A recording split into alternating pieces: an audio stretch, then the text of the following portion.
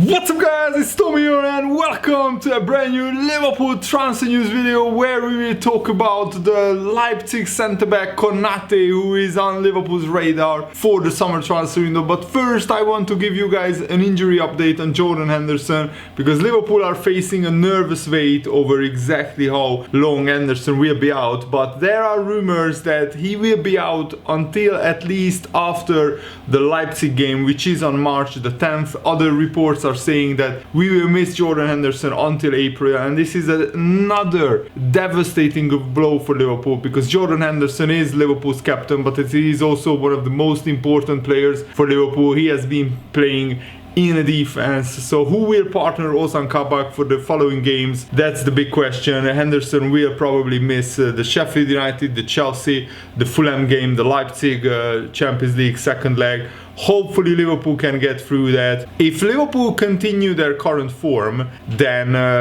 I can't see Liverpool making the top four, especially with all our rivals winning on the weekend. West Ham won, Everton won of course against us, Leicester won, Man United won, Man City won. So Liverpool are in 6th place, but if Everton or Aston Villa win their games in hand, we could find ourselves in 8th place, and it would be pretty devastating if Liverpool finished outside those Champions League places.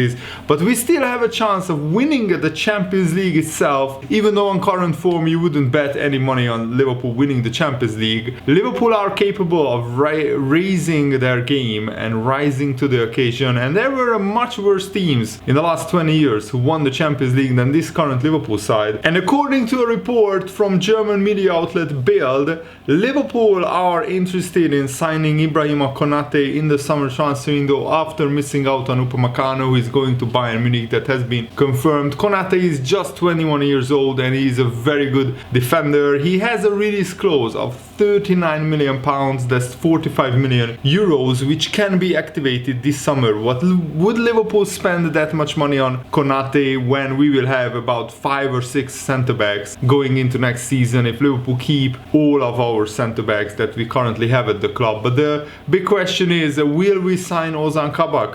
The jury is still out. I think it's very early, too early for Liverpool fans and some pundits to write Ozan Kabak off. I heard Jamie Carragher being extremely harsh on Ozan Kabak in the Merseyside derby. He's just a 20-year-old, pretty much still a kid, who is learning the game at the Premier League and learning the game how to play in a Liverpool team, especially in a Liverpool team decimated by injuries. So we should at least give Ozan Kabak until the end of the season to prove himself and to show us that he is good enough. Otherwise we might not sign him and we might spend our money on Ibrahima Konate. And Jack Seville, pundit, says Konate has had an injury-stricken opening to his promising career, so it's difficult to establish just how his ceiling truly is. What is his maximum potential? A player profile published by Bundesliga.com last year gave an insight into what an enormous potential Ibrahima Konate has. The France under-21 international was compared to Virgil van Dijk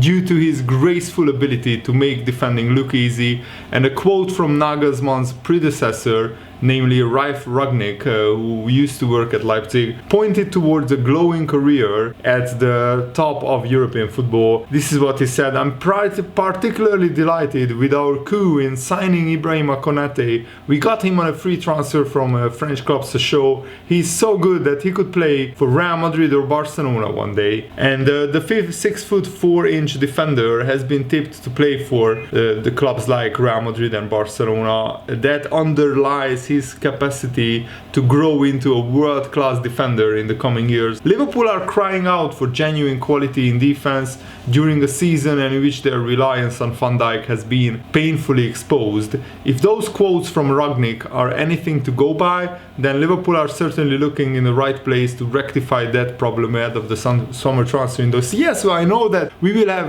Van Dijk, Gomez and Matip back, but two of them are very injury prone. Both Matip and Gomez has suffered multiple long-term injuries in the past 4 years. So Liverpool can't really count them as two separate defenders. I think we need at least to sign at least one more centre-back in the summer transfer window, but let me know what you think about that. And the fact that both Manchester United and Chelsea are also looking to sign on Konate is a very good indication what a great player he is, and I think we should snatch him up. If we could negotiate his price down to around 25 to 30 million pounds because of his injury record, hopefully Leipzig will let him go for a lower price, then that would be a terrific news for Liverpool. But what if Chelsea come in and just pay the release clause? Then Liverpool don't have then Liverpool have two options: either we pay the release clause as well and convince Konate to come to us instead of Chelsea, or we back out of the deal and not sign Konate.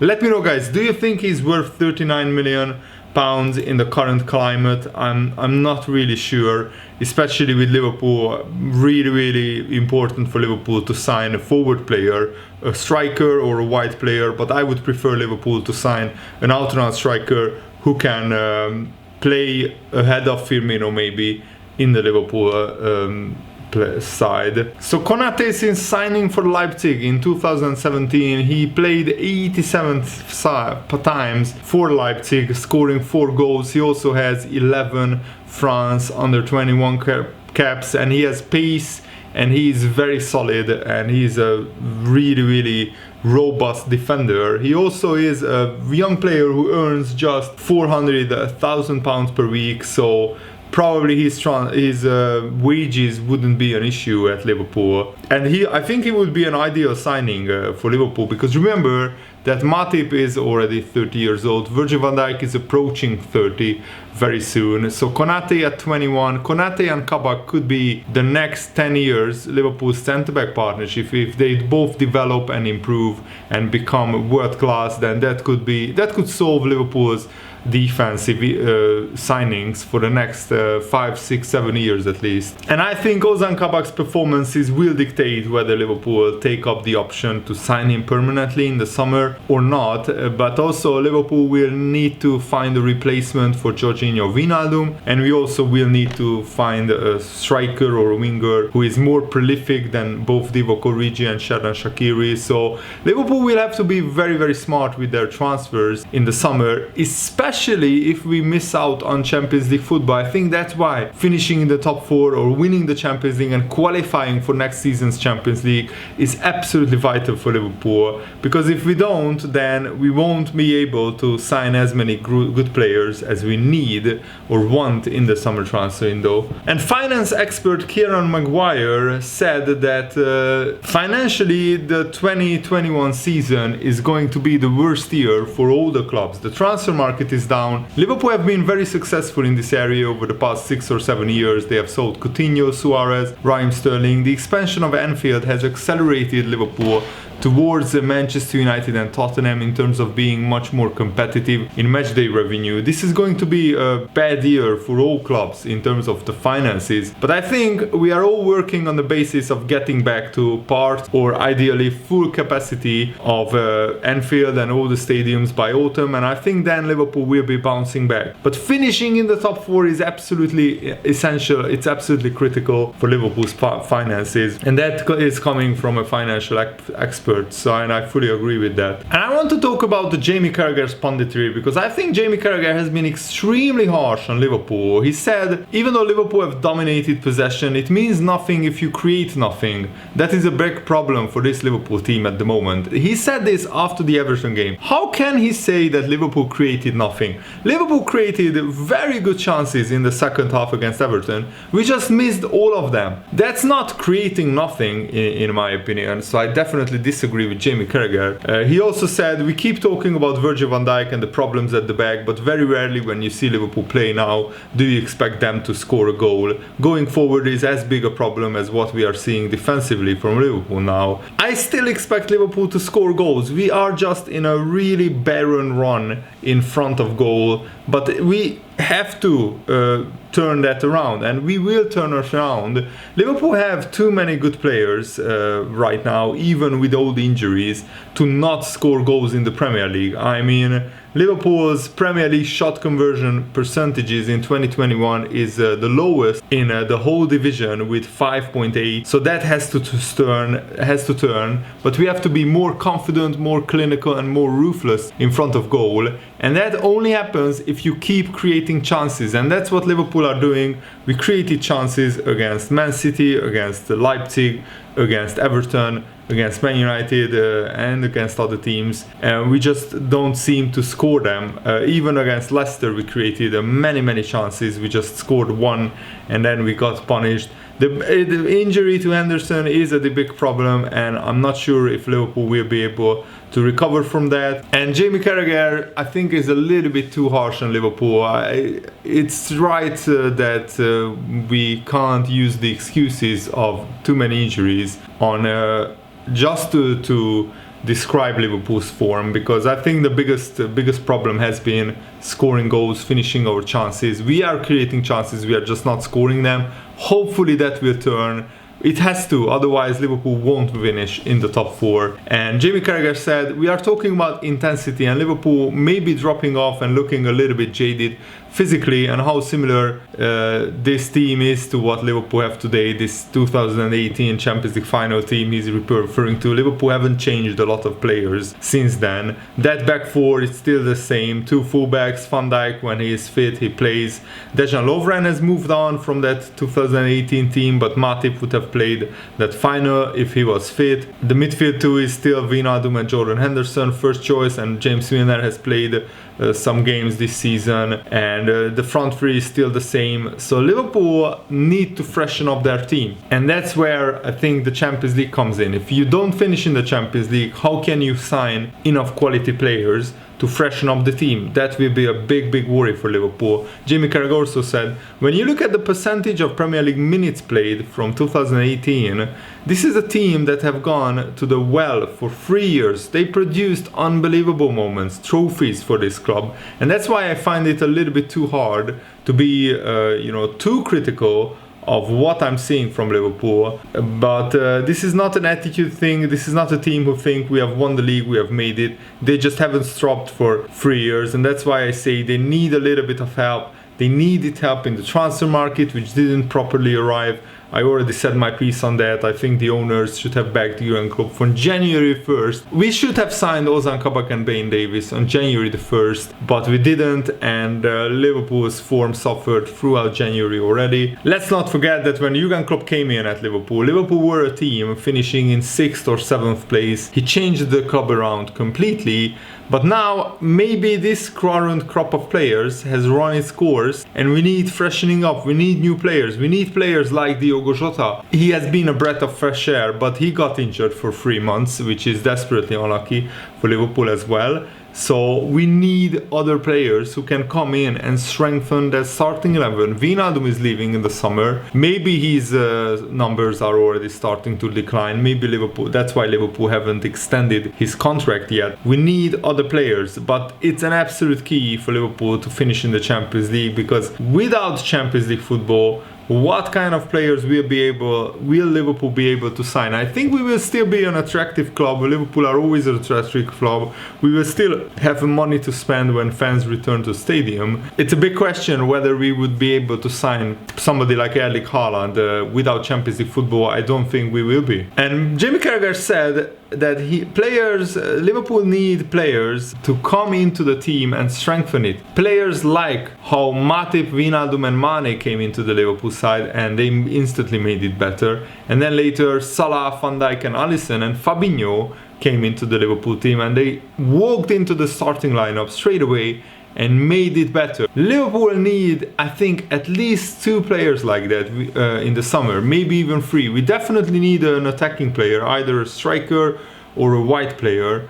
I would preferably sign a striker if possible. We definitely need a midfielder who can score more goals than Wijnaldum, and who is maybe has almost the same engine as Wijnaldum. And I think we definitely need maybe a centre-back in the summer as well, even if we sign Ozan Kabak. But the first two is an absolute must. And Graham Souness was on a different opinion actually. He said, if I'm on the touchline watching that Liverpool team play, I'm actually, with the performances, I'm delighted with it. I'm not panicking as a Liverpool fan. All that daft talk out there is just that, daft talk. This is still a group of players capable of winning trophies. I am like most Liverpool supporters. I think the football has been good enough to win games with a few lapses of concentration in games. I liken it to how Liverpool were before they got Virgil van Dijk and Alisson. They were a team who caught your eye, who were good to watch. They won games, they threatened to be the best, and then they signed Van Dijk and Alisson, and all of a sudden they were the best team.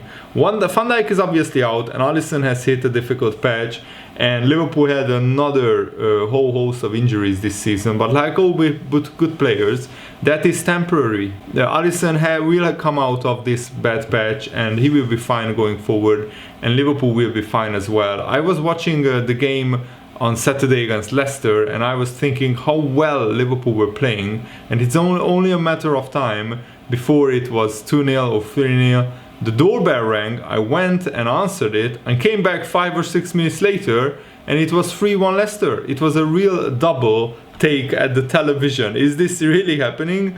I thought that Liverpool were easily the best team and should have won that game easily, but football is a strange thing. There were lapses of concentration, a bit of confusion with the new centre half, and I come back to it. These things happen. I've been there. I see this as temporary. You can never underestimate what confidence does to players. There will be individuals in that group that will need to feel much loved and that everything is rosy in the garden. They've got some leaders, and they are the players who need to stand up on a daily basis to make sure everybody is at it in training and on match days, whether it's an arm around the shoulder or a pointed finger. I think they will be fine going forward. If you could go back to the start of the season and ask Jurgen Klopp, who is the one Liverpool player you don't want to miss the season through injury, they would have said Virgil van Dijk. He's the glue that holds all of the Liverpool together. If that had happened to Mane, you are thinking Salah, Firmino and a couple of goals from midfield. You could get around it better than losing your main man at the back. He looks like someone who plays in his armchair, Van Dijk, which is always a great sign for a player. I said to him the other night they got presented with the league trophy against Chelsea, do you ever get the sweat on? And he smiled. I think that is a mark of how good he is. He never seems to be under pressure. Like in any job, if you appear to make it look easy, that means you are quite exceptional, and Van Dijk is exceptional. Liverpool miss him enormously, no doubt about it. But that's not the only problem. The lack of intensity in midfield has been a big issue, and there's still a long part of the season to go. They've still got the Champions League, and you can't write them off anything. They are a team that they have proven that they can bounce back. Okay, this is a punch on the nose. It's like a boxer being put on his backside for the first time, but you get up, wipe your face and get on with it. Deal with it, and let's see what you are made of now. And I think Graham Souness is spot on. That's what Liverpool have to do in the coming weeks and months. Bounce back from this disappointing 2 months, because it's a disappointing 2 months. But let's turn it around and let's make it a great end to the season. That it's still possible. Liverpool are still in the Champions League. We are still capable of finishing in the top 4. And going far in the Champions League and finishing in the top 4 would still be a decent season from Liverpool, in my opinion. And with taking into account how many injuries Liverpool had, I think it would be actually a very good season if we went to the semi-finals of the Champions League and finished in the top 4. But yeah, let me know what you think about all the topics that we discussed in this video. And thanks for watching. Hope you enjoyed this. See you later, guys. Goodbye.